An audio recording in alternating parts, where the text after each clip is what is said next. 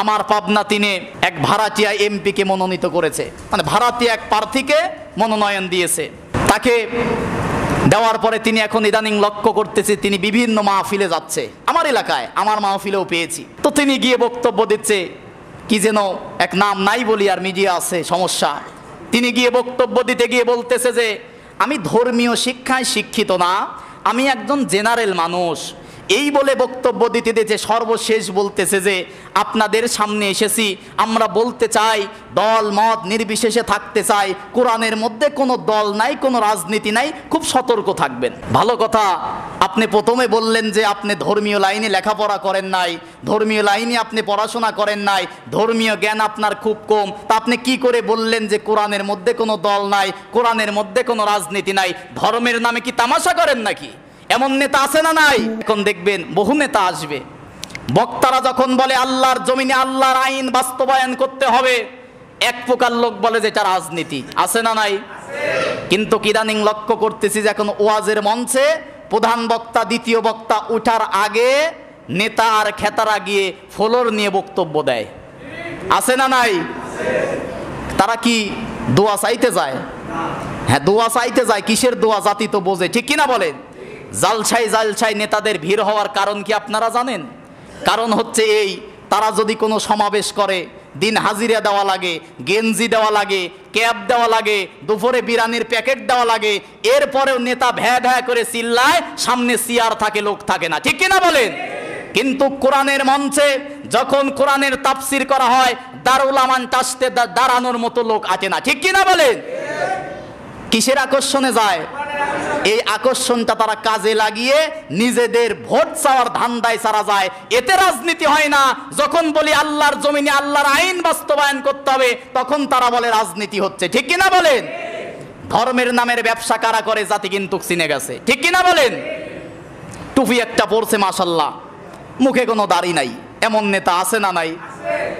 আচ্ছা, আমাদের দাড়ি আমি যখন প্রথম ইমামতি করি ছিল কিনা? এখন আছে না নাই? আগামী শুক্রবার যদি দাড়ি কাটিয়ে আসি, নামাজ পড়বেন কি না? যদি পড়েন কাটিয়ে আসবো, ইচ্ছা আছে। আমাকে বলতেছে যে যদি দাড়ি কাটেন নাকি অনেক নাকি দাড়ি হয়। আমি জীবনে খুরটুর ঠেকাই নেই, শেভ করি নাই। তো দাড়ি কেটে আসলে কি আমাকে ইমাম মানবেন? আপনারা এই 200 জন যদি দাড়ি কেটে আসার পরে আমাকে ইমাম না মানেন, সমাজের 2 লক্ষ মানুষের যে ইমাম হবে তার মুখে দাড়ি থাকার দরকার আছে না নাই? আগামীতে আমরা আর দাড়ি ছাড়া নেতা চাই না। কথা বলেন না কেন? আগামীর নেতা হবে সে কাশীনাথপুর মসজিদে সে নামাজ পড়াতে পারবে যে। সোজা কথা। এ কি রাজনীতি? মুসলমান ইমানদার, ইমাম মানে নেতা। ইমাম মানে কি? এখন যে নেতা হবে ও কি নামাজ পড়ানোর মতো যোগ্যতা আছে? এক নেতারে বলতেছে যে ভাই জানাজার নামাজ পড়েন নাকি? কয় হ্যাঁ পড়ি। তো পড়তে পারেন? কয় হ্যাঁ পারি। কয় জানাজার নামাজে কোন দোয়া পড়া লাগে? বলতেছে দোয়ায় কুনুত পড়া লাগে। জানাজার নামায় কি দোয়ায় কুনুত নাকি? গত চাম্পে দেখেন নাই এক নেতা বক্তব্য দিতে বলতেছে যে আগামীকালকে ঈদুল ফিতরের জানাজার নামাজ হবে। নাউজুবিল্লাহ কোন? এরকম নেতা আছে না নাই? আর এক বাটপার এক হুজুরে নিয়ে যা রাজশাহী দোয়া করাতে গেছে, ঘুমে থেকে টাইনে টুনে নিয়ে চলে গেছে, জান্নাতে দেওয়া লাগবে দিয়ে ফেলছে জাহান্নামে। আছে না নাই? ধর্মের নামে তামাশা করেছে কারা জাতি কিন্তু বুঝে গেছে, ঠিক কিনা বলেন?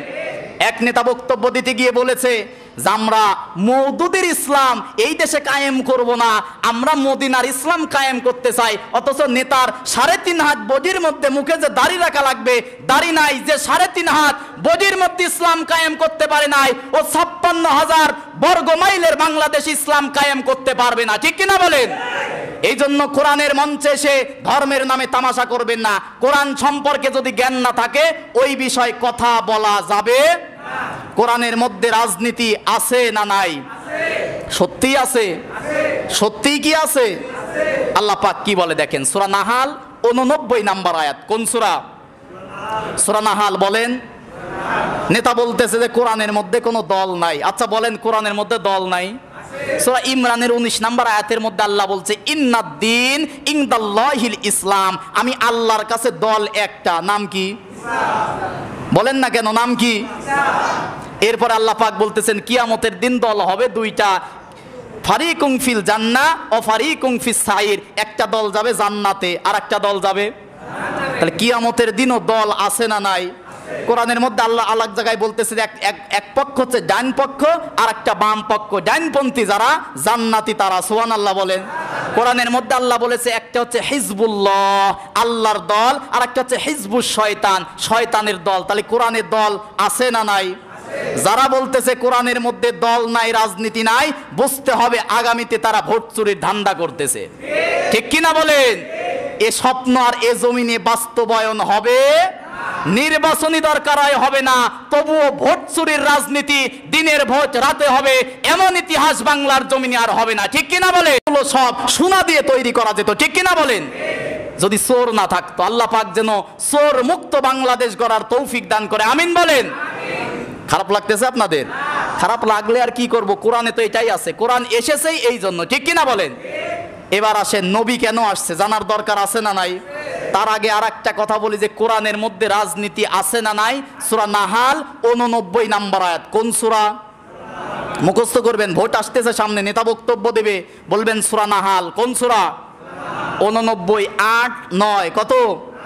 আল্লাহ রাব্বুল আলামিন 89 নম্বর আয়াতের শেষের অংশে বলেন, وَنَزَّلْنَا إِلَيْكَ الْكِتَابَ تِبْيَانًا لِكُلِّ شَيْءٍ وَهُدًى وَرَحْمَةً وَبُشْرَى لِلْمُسْلِمِينَ। জোরে বলি আল্লাহু আকবার। আল্লাহ রাব্বুল আলামিন বলেন, وَنَزَّلْنَا عَلَيْكَ الْكِتَابَ تِبْيَانًا لِكُلِّ شَيْءٍ। আল্লাহ রাব্বুল আলামিন বলেন এটা এমন একটি কোরআন, এমন একটি কিতাব আমি আল্লাহ রাব্বুল আলামিন নাজিল করেছি, এর মধ্যে মানুষের জন্য দরকার এমন কোনো বিষয় নাই আমি আল্লাহ কোরআনের মধ্যে দেই নাই, সুবহানাল্লাহ বলেন।